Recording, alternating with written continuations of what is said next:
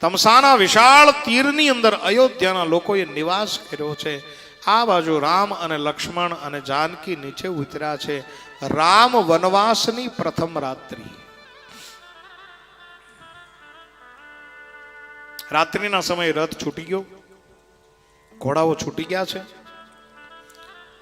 સુમંત મહારાજને આદેશ કર્યો છે કે સુમંત, બોલે હા મહારાજ.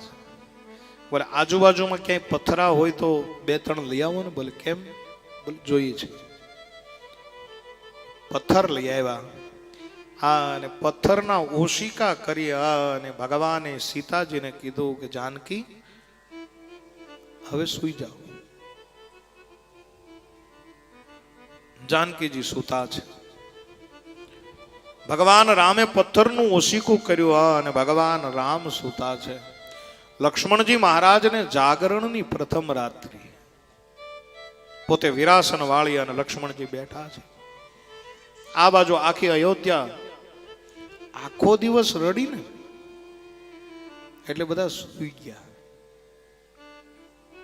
તમે જોજો ક્યારેક ક્યારેક આપણને બહુ રડવું આવે ને પછી નીંદર જલ્દી આવી જાય. આખો દિવસ રામ વનવાસમાં દુઃખમાં આખો દિવસ આખી અયોધ્યા રડી. અને એટલા માટે તમામ લોકો જેવા રામ સૂતા એટલે બીજા બધા સૂઈ ગયા છે.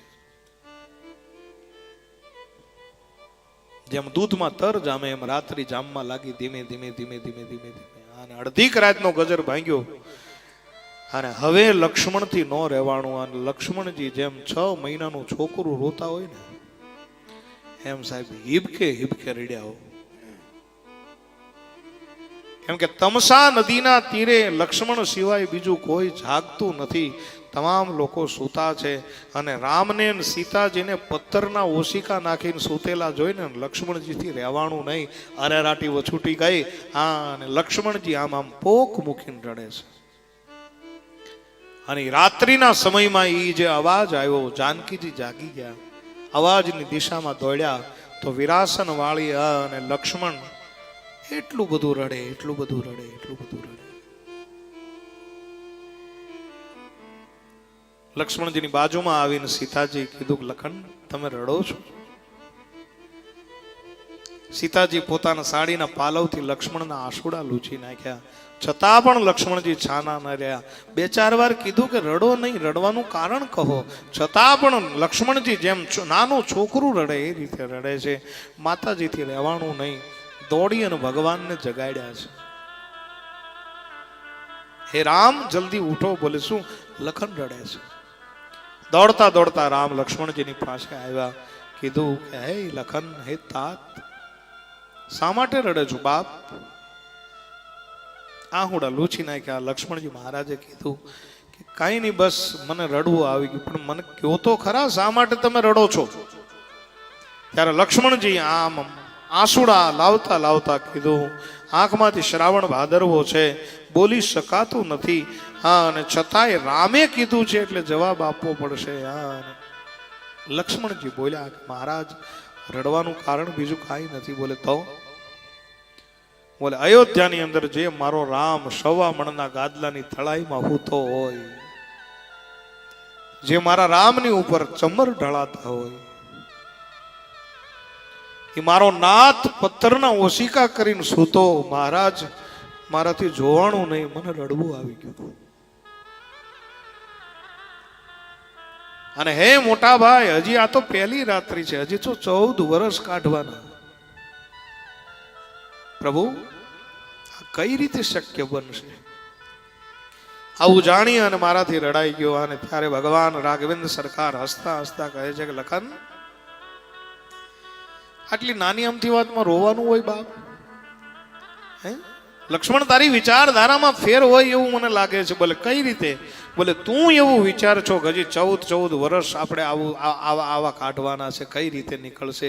લક્ષ્મણ, તારો વિચાર પોઝિટિવ કરી નાખ, તારો વિચાર સકારાત્મક કરી નાખ. બોલે કઈ રીતે? બોલે 14 વર્ષમાંથી એક રાત્રિ તો વહી ગઈ ભાઈ. એક રાત્રિ તો જતી રહી અને કાલ સવારે 14 વર્ષ પૂર્ણ કરી અને પાછા આપણે અયોધ્યાની અંદર આવતા રહેશું. એ સમયમાં સુમંત જાગ્યા. અને જે જાગ્યા છે એને ભગવાને સાથે લીધા છે. સુમંત મહારાજને કહે છે કે સુમંત, રથને જોડો અને રથને એ રીતે ચલાવો કે સવાર પડતાની સાથે અયોધ્યાના લોકોને ખબર ન પડવી જોઈએ કે રથ કઈ બાજુ ગયો. ઘોડા જીત્યા છે. રથની અંદર ભગવાન રામ, લક્ષ્મણ અને જાનકી તૈયાર થયા અને રથની અંદર આરૂઢ થયા છે. રાત્રિના સમયે જાડા અને જાખરા બાંધી અને રથને એ રીતે ચલાવવામાં આવ્યો કે રથના પૈડાના ચીલા કોઈને ખબર જ ન પડે કે રથ ક્યાં ગયો. આખી અયોધ્યાને રડતી અને સૂતી મૂકી, કળકળતી મૂકી અને રામ, લક્ષ્મણ, જાનકી વનગમન કરી ગયા છે. આ બાજુ વહેલી સવારે તમામ લોકો ઉઠ્યા છે અને જ્યાં લોકો ઉઠ્યા જોયું કે રામ નથી, લક્ષ્મણ નથી, મૂકવા આવેલો રથ નથી. લોકોએ અટકળો લગાડી કે હવે તો રામ આપણને છોડીને જતા રહ્યા.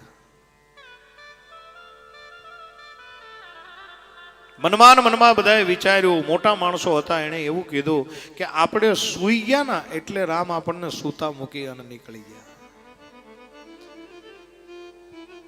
હું ઘણી વાર માતાજી એવું કીધા કરું કે ભક્તિ માર્ગની અંદર સુવાની મનાઈ છે.